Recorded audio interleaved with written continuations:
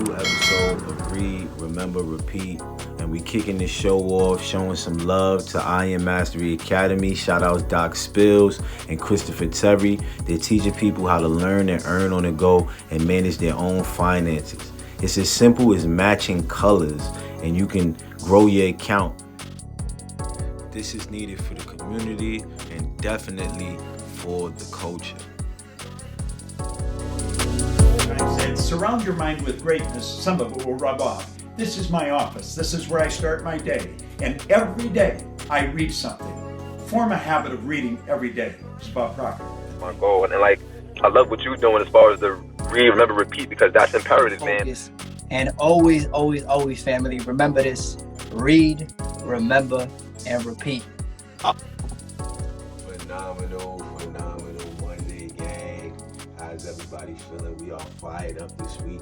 Read, remember, repeat.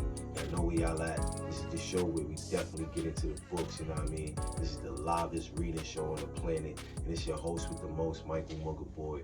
We are on Strength Finder 2.0 by Tom RATH. And I want y'all to tap into the episodes before that. Get in tune, get your knowledge right, you know what I mean? It's all here, you know what I mean? This is the Wi-Fi box. So whatever you're putting inside the Wi-Fi box, you know, you will attract, you will see, you know what I mean? The last one that we left off on, the last theme that we left off on was positivity. And positivity is an amazing character trait if you know how to use it. But tap into this and let's see what's going on. We are on Relator. Starting with Relator. Relator describes your attitude towards your relationships. In simple terms, the related theme pulls you toward people you already know. You do not necessarily shy away from meeting new people. In fact, you might have other themes that cause you to enjoy the thrill of turning strangers into friends. But you do derive a great deal of pleasure and strength from being around your close friends. You are comfortable with intimacy. Once the initial connection has been made, you deliberately encourage a deepening of the relationship. You want to understand their feelings, their goals, their fears, and their dreams. And you want them to understand yours. You know that this kind of closeness implies a certain amount of risk. You might be taken advantage of, but you are willing to accept that risk. For you, a relationship has value only if it is genuine. And the only way to know that is to entrust yourself to the other person. The more you share with each other, the more you risk together. The more you risk together, the more each of you proves your caring is genuine. These are your steps towards real friendships, and you take them willingly. Related sounds like this. Jamie T. Entrepreneur. I'm definitely selective about my relationships. When I first meet people, I don't want to give them very much of my time. I don't know them. They don't know me. So let's just be pleasant and leave it at that. But if circumstances make it so that we get to know each other better, it seems like a threshold is reached where I suddenly start wanting to invest more. I'll share more of myself, put myself out for them, do things for them that will bring us a little closer and show that I care. It's funny because I am not looking for any more friends in my life. I have enough. And yet with each new person I meet, as soon as that threshold is reached, I feel compelled to go deeper and deeper. Now I have 10 people working for me, and I will call each of them my very good friend. Gavin T., flight attendant. I have many wonderful acquaintances, but as for true friends that I hold dear, not very many, and I'm real okay with that. My best times are spent with the people I'm tightest with, like my family. We are a very tight-knit Irish Catholic family, and we get together every chance we get. It's a large family. I have 5 brothers and sisters and 10 nieces and nephews. But we all get together about once a month and yuck it up. I'm the catalyst. When back in Chicago, even if there is no birthday or anniversary or whatever, I become the excuse for getting together and hanging out for 3 or 4 days. We really enjoy one another's company. Tony D. Pilot. I used to fly in the Marines, and boy, you had better be comfortable with the word friend in the Marines. You had better feel good about trusting someone else. I can't tell you how many times I put my life in someone else's hands. I was flying off my friend's wing, and I'd be dead if he couldn't get me back safely. Ideas for action. Find a workplace in which friendships are encouraged. You will not do well in an overly formal organization.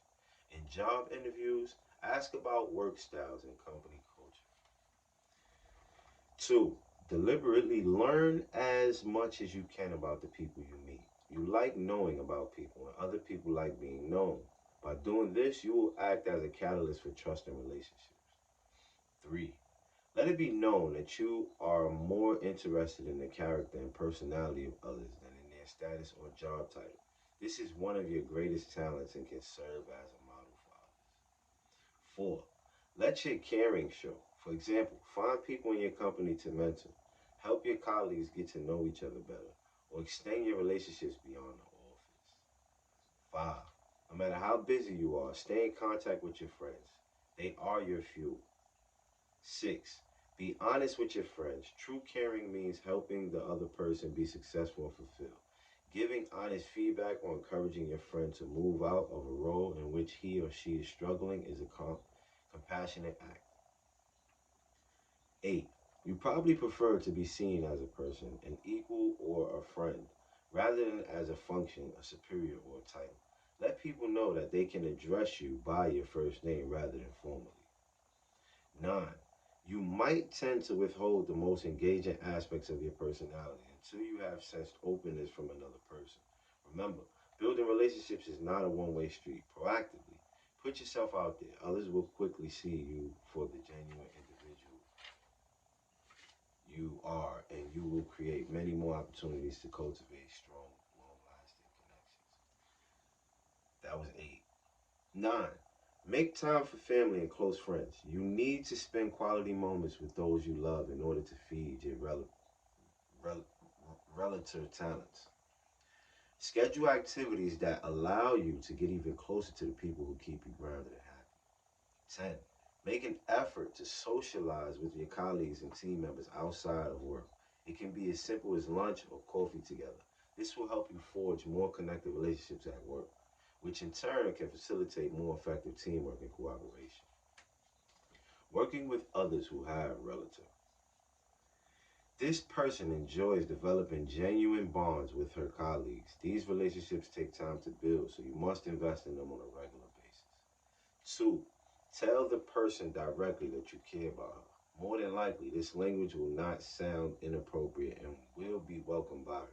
She organizes her life around her close relationships, so she will want to know where she stands with you. Three, trust this person with confidential information. She is loyal, places a high value on trust, and will not betray yours. Family, we're going to give y'all this source because it is source time. And after that, we'll be back with responsibility.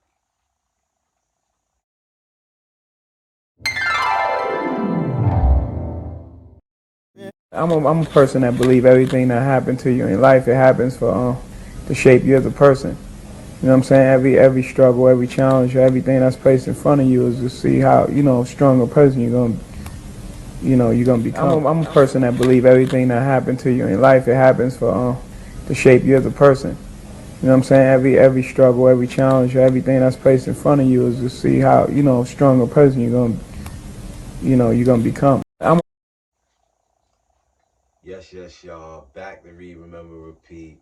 How was that source? I hope y'all took that in and, you know what I mean, just let it marinate. We on page 149. The next theme is responsibility. Let's tune in, family. Responsibility. Your responsibility theme forces you to take psychological ownership for anything you commit to. And whether large or small, you feel emotionally bound to follow it through to completion. Your good name depends on it. If for some reason you cannot deliver, you automatically start to look for ways to make it up to the other person. Apologies are not enough. Excuses and rationalizations are totally unacceptable. You will not quite be able to live with yourself until you have made restitution.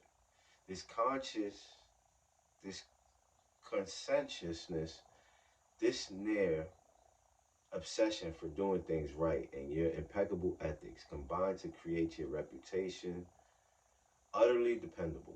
When assigning new responsibilities, people will look to you first because they know it will get done. When people come to you for help, and they will soon will, You must be selective. Your willingness to volunteer may sometimes lead you to take on more than you should. Let's go. Responsibility sounds like this. Kelly G, operations manager. The country manager in Sweden called me in November and said, Kelly, could you please not ship my inventory until January 1st? I said, sure, sounds like a good plan. I told my people about the plan and thought I had all the bases covered. On December 31st, however, when I was checking my messages while on the ski slope, making sure everything was hunky-dory, I saw that his order had already been shipped and invoiced. I had to call immediately and tell him what happened. He's a nice man, so he didn't use any four-letter words, but he was very angry and very disappointed. I felt terrible. An apology wasn't enough. I needed to fix it. I called our controller from the chalet, and that afternoon, we figured out the way to put the value of his inventory back on our books and clean it off his. I took most of the weekend, but it was the right thing to do. Nigel T. Sales, executive. I used to think that there was a piece of metal in my hand and a magnet on the ceiling. I would just volunteer for everything. I have had to learn how to manage that because not only would I end up with too much on my plate, but I also wind up thinking that everything was my fault. I realize now that I can't be responsible for everything in the world. That's God's job. Harry B., outplacement consultant. I was just a young bank manager in one of the branches when the president of the company decided that he wanted to foreclose on a property. I said, that's fine, but we have a responsibility to give the people full value for their property. He didn't see it that way. He wanted to sell the property to a friend of his for what was owed, and he said my problem was that I couldn't separate my business ethics from my personal ethics. I told him that was correct. I couldn't because I didn't believe and still don't believe that you can have two standards. So I quit the firm and went back to earning $5 an hour working for the forestry service picking up trash. Since my wife and I were trying to support our two kids and make ends meet, it was a hard decision for me to make. But looking back on one level, it really wasn't hard at all. I simply couldn't function in an organization with those kind of ethics. Ideas for action. One, emphasize your sense of responsibility when job hunting during interviews. Describe your desire to be held fully accountable for the success or failure of projects, your intense dislike of unfinished work, and your need to make it right if a commitment is not met. Two, keep volunteering for more responsibility than your experience seems to warrant. You thrive on responsibility and you can deal with it very effectively. Three, align yourself with others who share your sense of responsibility. You will flourish when working with people who share your determination to get things done. Four, tell your manager that you work best when given the freedom to follow through on your commitments. That you don't need to check in during a project. Just at the end, you can be trusted to get it done. Five, push yourself to say no because you are instinctively responsible. It might sometimes be difficult to refuse opportunities. For this reason, you must be selective. Ask for more responsibility in only the areas that matter most to you. Six, you naturally take ownership of every project you are involved in. Make sure that your capacity to own does not keep you from sharing responsibility. Allow others the opportunity to experience the challenges of ownership. In doing so, you will contribute to their growth and development. Seven, learn to manage your responsibility talents by considering whether you really are the person who should be handling a particular issue. Defer to your existing responsibilities and goals before undertaking additional burdens, as you may end up skimping on quality if you have too many tasks or competing demands. Eight, partner with someone especially talented and disciplined or focused. This person can help you stay on track and prevent you from becoming overloaded. Nine, working with a like-minded, responsible colleague is satisfying for you. Be sure to clarify expectations and boundaries so that each person can feel ownership for his or her particular task without stepping on each other's toes. 10. Responsible individuals like to know they have delivered on their commitments. So create metrics and goals to gauge how effectively you meet your obligations. Also, make sure you have explicit and concrete expectations so that there is no question regarding quality outcomes and so that you can hit the mark as promised. Working with others who have responsibility. 1. This person defines himself by his ability to live up to his commitments. It will be intensely frustrating for him to work with people who don't. 2. This person dislikes sacrificing quality for speed, so be careful not to rush him. In discussing his work, talk about its quality first. 3. Help this person avoid taking on too much, particularly if he is lacking in discipline talents. Help him see that one more burden may result in his dropping the ball, a notion he will love. Family, we are on page 152. We almost done with the book. I think it's about 2, 3 more episodes. And look at that, man. But we not done yet. Let's keep on going. Strength Finder 2.0. And we got a few more themes for y'all. Read, remember,